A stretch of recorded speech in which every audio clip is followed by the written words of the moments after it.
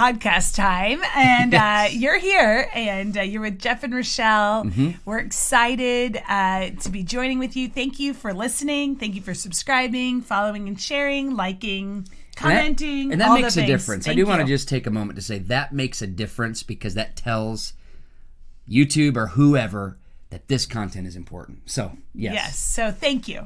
For real. I really mean it. It's not just a filler. Please do it. And so that will help. Absolutely. So, are you ready for today's topic? Today's title of today's episode, There Arose a Generation Who Avoided Getting Married. There arose a generation who avoided getting married. You always like to play on scripture. So there, no, I had to run it by you first. I'm like, is this bad? Is this? No, it's true. We're in a time period. You do some research, look it up here. When you listen to the Deep Rooted podcast, you're going to get hopefully biblical advice. You're going to get looking at scripture. It's going to be deep rooted. You're also going to get researched. Yes. That's a big value that we have. So we're not just talking off the top of our heads of what we just think. Top of mind. On any given day. Yeah. No, we're talking about what's researched. And you look at the research. We've done it for you. But even, I would say, dive in and check it out. Yes. Fact check us. Literally, that marriage is on the decline. The number of people getting married is declining.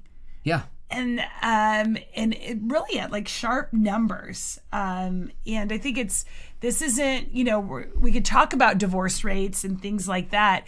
But we're really talking about the fact that there's like a whole generation that has really skeptical about marriage. And what do we do about that? I remember when I was, in college, and someone told me like, well, I wouldn't get married if I were you. And seriously, I'm thinking, why? Nobody in my circle of influence told me that. Just so. And that threw you off your game, I'm sure. I was like, why would that happen? But the fact is, why it took you so long to call me? I don't know. Like, did that person have influence? She just said that on the air. That person had no influence. As a matter of fact, they said that, and they took a smoke break after that, and it was like, hey. Anyway, I don't know why I said that. But the fact is, Pew Research shows that 1 in 7 people do not want to get married ever. Yeah, these are there's a survey of single people, people that are not married, and 1 in 7 said, I have no desire to get married. I don't even want to. It's not even on my radar. And I think that's actually quite alarming. Oh, it's incredibly alarming, because marriage, again, we say this all the time, marriage is not human design, it's God's design, it's God's vision. So that's a pretty big deal if 1 in 7 say, don't want to do it. Yeah, and on top of that, another 27% of those who, were surveyed in that same thing said that they're unsure how they even feel about it. It's like the 1 in 7 don't want to get married. And then 27% on top of that are like, yeah, I'm not sure. Like, I'm kind of maybe on the fence. Wow. So you're talking a pretty large number who are at least like on the fence about marriage, or who are like adamantly like, nope, not going to happen. And then you have 69% of people who are living with each other, and they feel like that is just fine. No, you've got that statistic wrong. Thank you for fact checking me. Actually, this is good. Because we don't want to put it. That was a test. We don't want to put anything forward that is fake. No, 69%. So can you tell us what's true? I will. 69%. 87% of people. 100% of people are going to die. That is a statistic you can stand by. That's good. Unless the rapture happens. But 69% of adults say that cohabitation without even the intent to get married is fine. Okay, thank you for rephrasing that, because that is very it's really important. So basically, a large majority of our population says it's fine to live together. Don't worry about it, and you don't even have to be wanting to get married. So this is the change in view. And the change in view of marriage within our culture is actually changing the outcomes. Oh, 100%. And so it's so important how you believe about something because belief will impact actually what happens. Yes. Like your belief will actually impact your behavior. Yes. And so there's a lot of a ton of reasons we could talk about this. We could talk about the financial strain of marriage. Like people are like, I don't want to spend $30,000 on a wedding. You don't have to. You could. I don't know. That's a different podcast, but they allow finances to step in the way. Not even just the wedding, but the whole idea of life being expensive. People are viewing marriage as this outdated patriarchal institution where women are devalued. Can I say it's not inherently, but can I say I could see why some people would say that by how people talk about marriage, yeah. By how they do marriage. I can see where some people would come away with that, which is why we're talking about this. Yeah, this today. is why we're talking about it, because this idea, these reasons that people are using are infiltrating. I don't agree with a lot. I mean, of course, but it's infiltrating. So we have to know that this is where what's happening, why people are viewing this way. And it's not just enough to know that, though. Yeah. We have to, what we're doing a whole podcast about is, okay, so you want to be informed. Marriage rates are on the decline. There are reasons why people are choosing not to be married. I think a large one we didn't even talk about was the fact that people have seen horrible examples. Oh, my goodness. Yeah.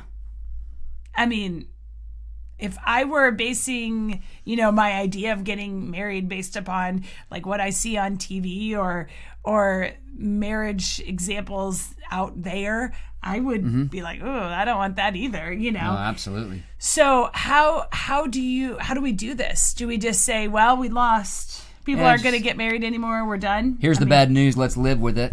All right. No, absolutely not. This is why we're talking about this. This is why we have a passion for this. Because we care about the next generations. Yes. We care about people who are in these seasons of life, who will be in these seasons of life of getting married. And I think the issue doesn't rely with them. The issue relies with us. Yes. People our age, followers of Christ that are listening to this, the people who are watching this, the issue lies with us.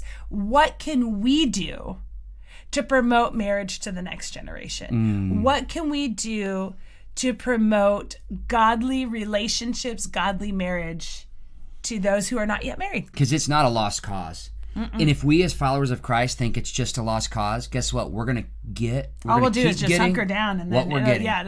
Yeah, exactly. And so that's not the case. Okay, so how do we do this? We've come up with some ways of how we can promote marriage, healthy, God-honoring marriage to the next generation. And I think if it starts out with number one, teach that we can honor God in singleness.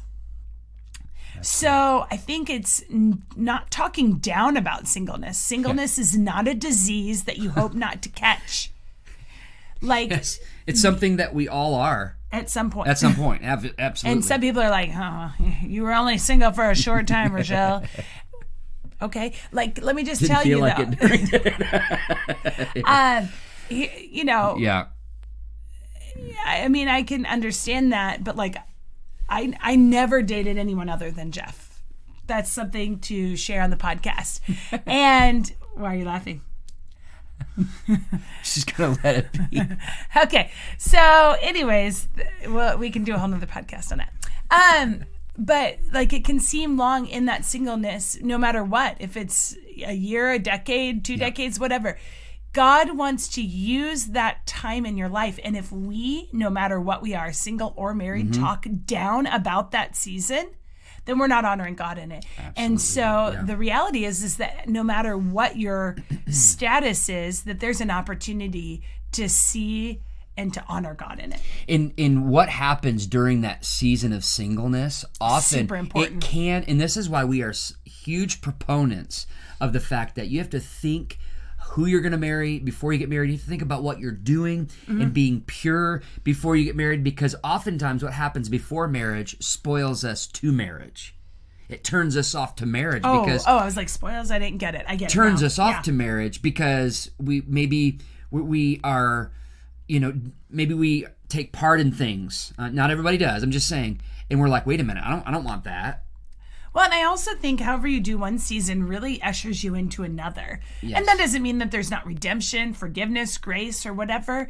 I'm not saying that, but it's let's honor God right now, no matter what's happening. Regardless, yes. Whether I want to be in this season or not. And so I think that's huge. Number 2, I think for those who are married, yeah, I think this is huge. Remain in love with each other, not just legally married to each other. I like this one. I really think this has been a huge deal. Why people are rejecting marriage is because they're not seeing their parents or those who have influence in their lives. They're not seeing something healthy. And so they're going, why would I want that? They're not seeing people who want to be around each other. Maybe Absolutely. they have to be, or maybe, it's all for the kids. But man. Or maybe it's just financially better for you to stay together. What a horrible... When we look at the Bible... and we see God's picture of marriage, we don't see a stuffy institution. We don't see a family where there's no fun. We see a marriage that's filled with passion, excitement, and fun. And so we owe it, I think, to the next generation to be in love with each other, not just legally married. Yeah, it happened. We had like building a life together. Absolutely. And doing things together. Like, why would you get married if you don't want to hang out? Like, that's silly to me. Yeah, exactly. I don't know. I just think that's weird. So I think it comes back to our duty. Number 3, teach about marriage in every stage of life. I think this is huge. Every stage. Teach about marriage appropriately. Yes. In every stage of life.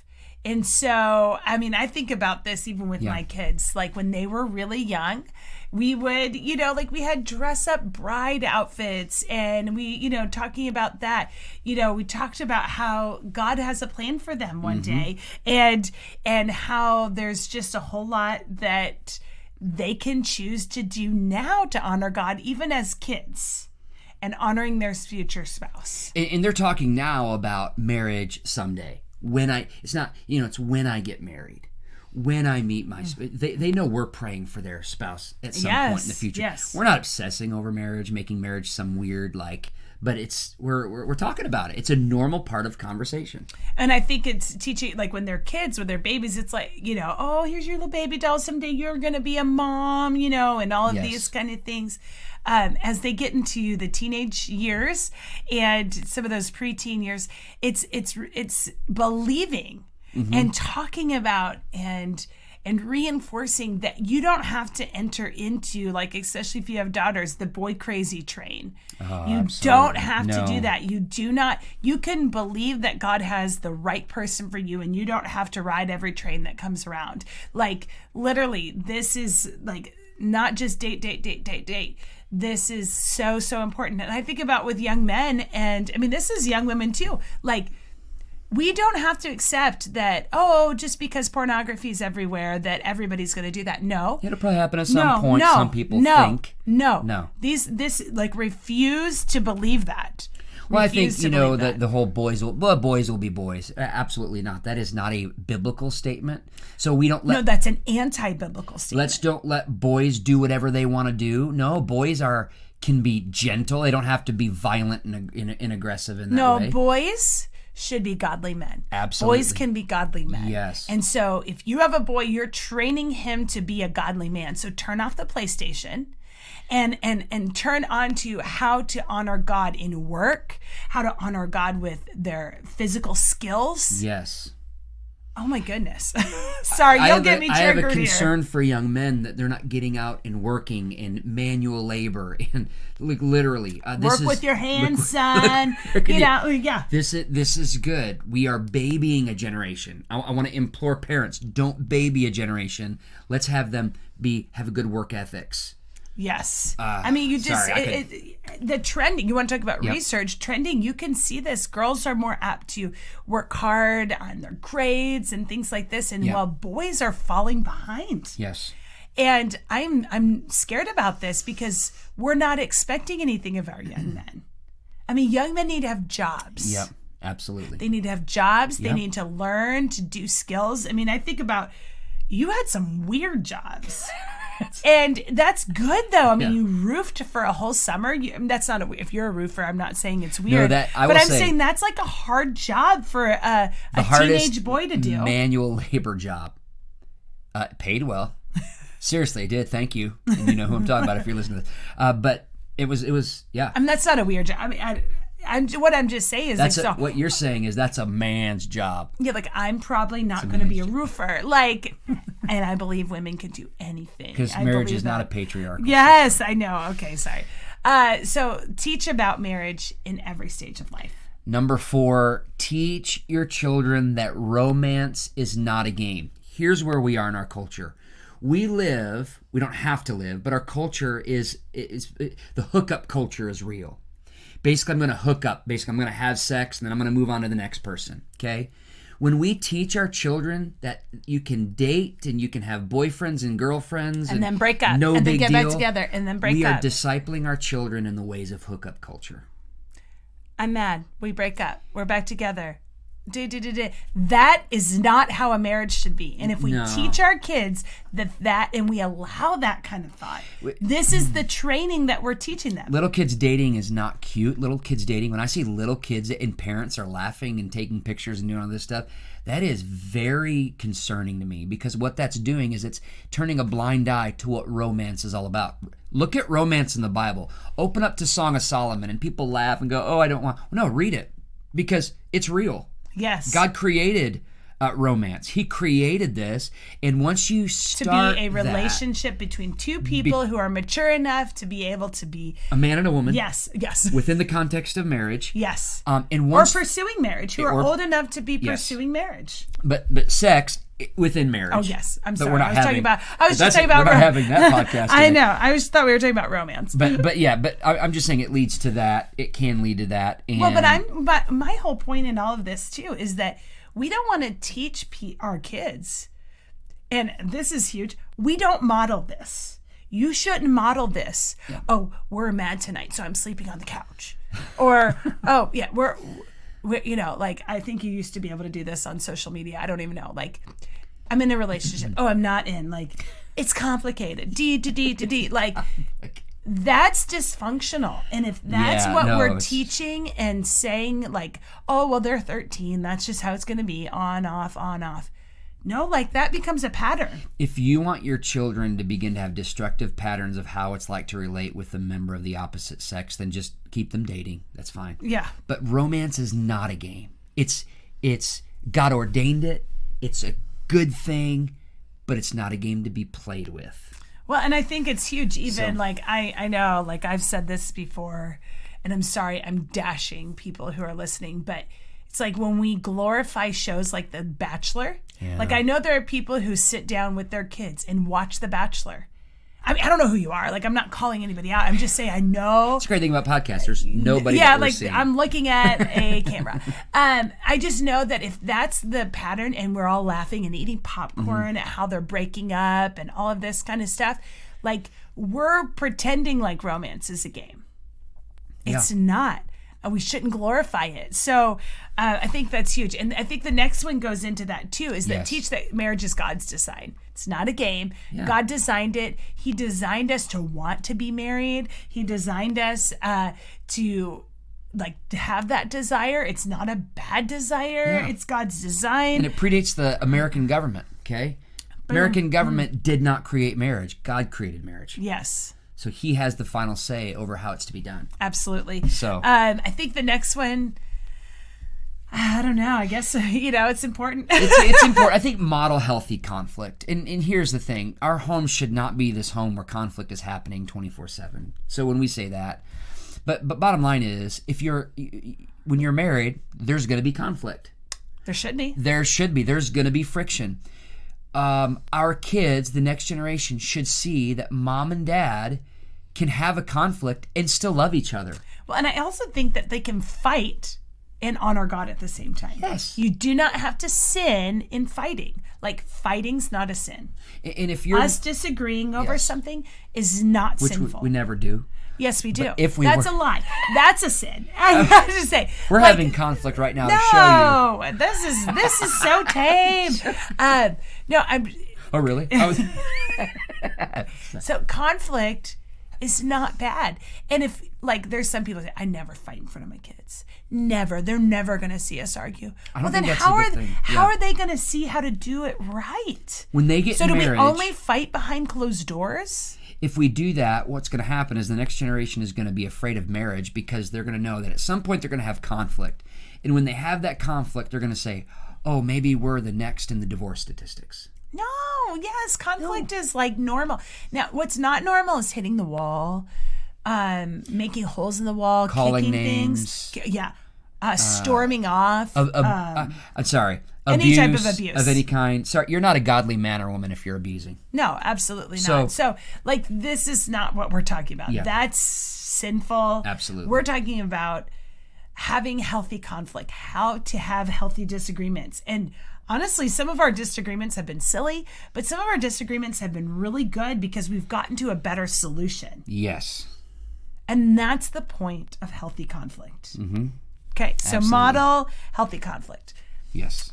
I like this next one. Model appropriate physical affection and speech in front of your children.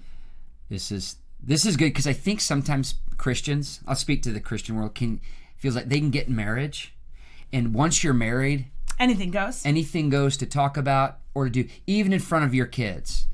And I'll say this. No. Not at all. No. If you have coarse joking, even something that you would maybe joke with your spouse in private about, in front of your children is wrong. Yeah. It's wrong.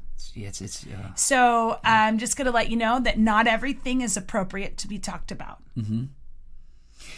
Our children should know that mom and dad, now they should see appropriate physical affection. If they see none. But there is inappropriate physical affection. Absolutely. And if kids are being subjected to that, that's wrong. Absolutely. That's inappropriate, and actually, I think has done damage to people. Well, I think why that's really important. We're talking about this, so passionate about this, is because no one really speaks up about this. Everybody just feels awkward. They don't want to say anything. Maybe I don't feel awkward because it's a camera. Yeah, exactly. But there are real people watching this. Exactly. So what would like appropriate physical affection?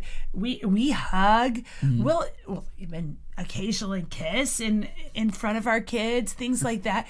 But I don't ever want to make my kids feel uncomfortable by affection or whatever. No. I want to model what they should be expected to receive from somebody.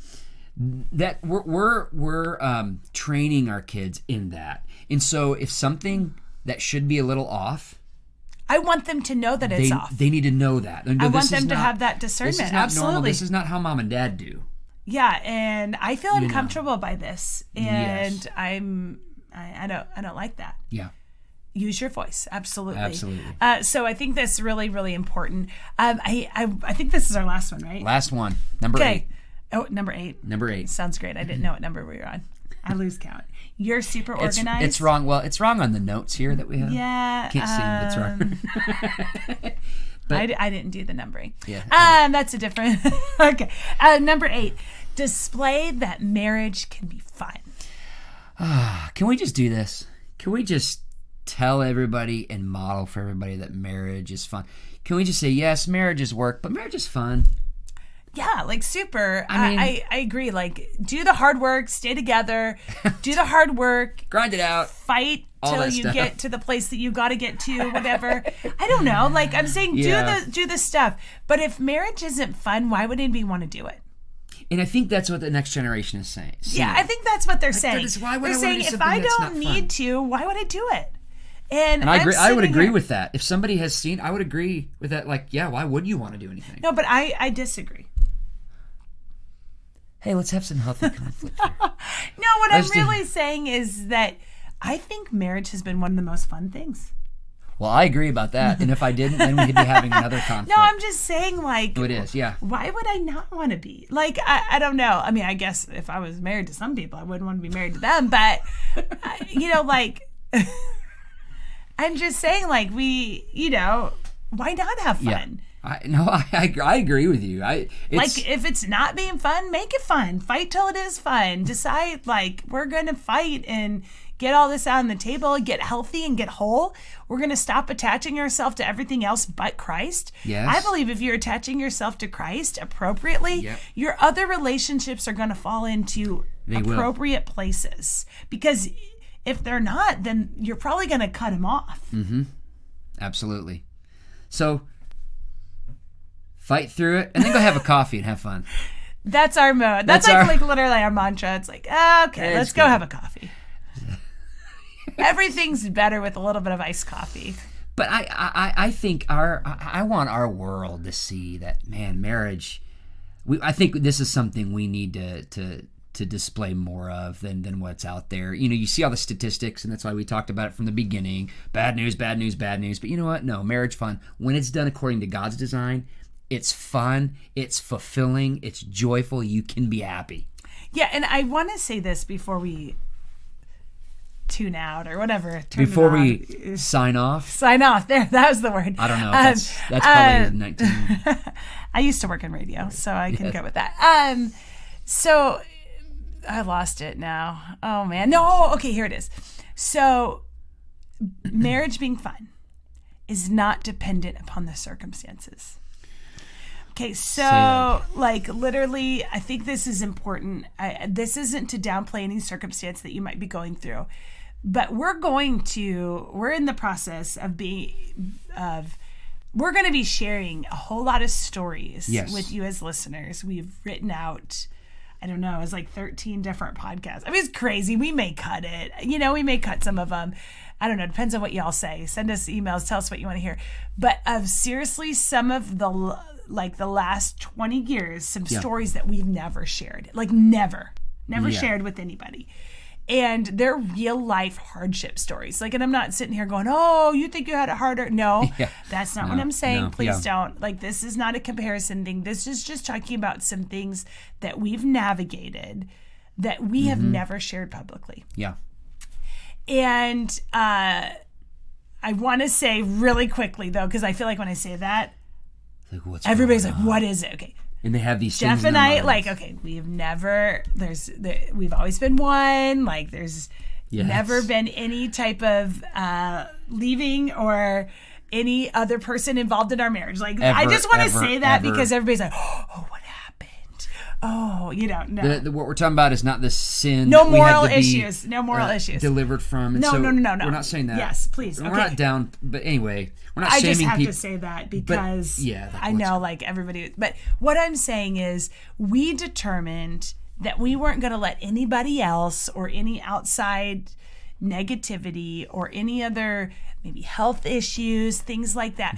We were not going to let them steal our joy in our marriage. Yes. Like, we determined that there are times that I felt like it was. Man, and so we just decided some people had to be cut out of our lives. Some people, some things we had to say, well, this is not going to impact us.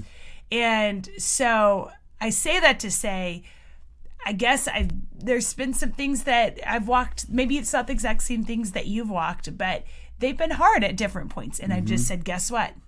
This is not going to steal our joy. Because that's what it's intended to do. It's intended to steal the fun.